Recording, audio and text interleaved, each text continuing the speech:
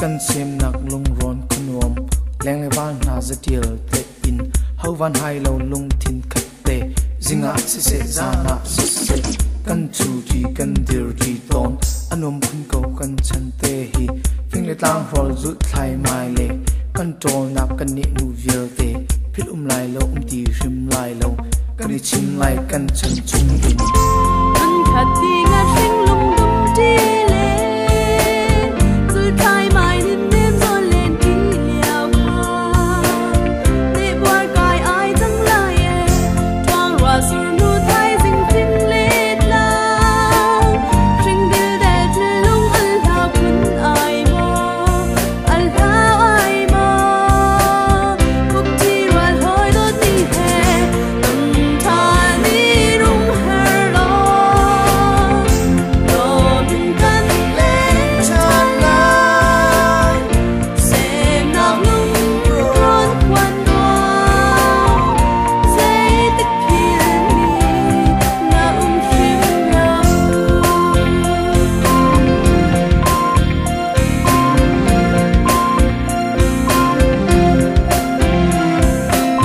Kharung pau than van rang toi in tlang sam chung in phiek phai va te rung ram lai lung no le leng te in san ri se se chok lai se se an par than lai tlang ki a kangai kun ko lung ron khwa te mit mu lo tlang vai rang khwa in ngai nak design nem tel cha lang kan ngai tu e ngai tu ko e khop ti roll hoi len ti yo kha kan ngai tu ko lai mo ting le tao son cha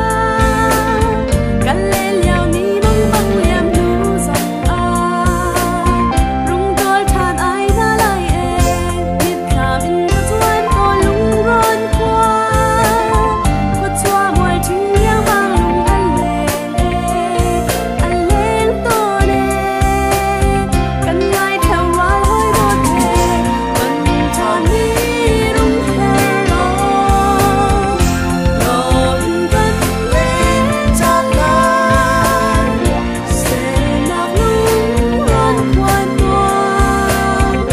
dây tích kia ni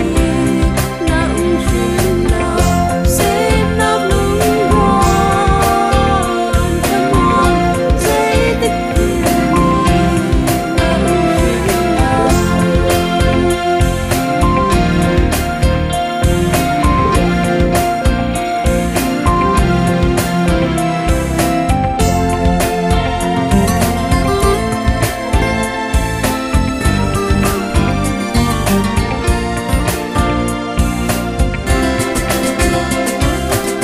chung jing nu o kan bom ram lo ton thani chu rung her se lo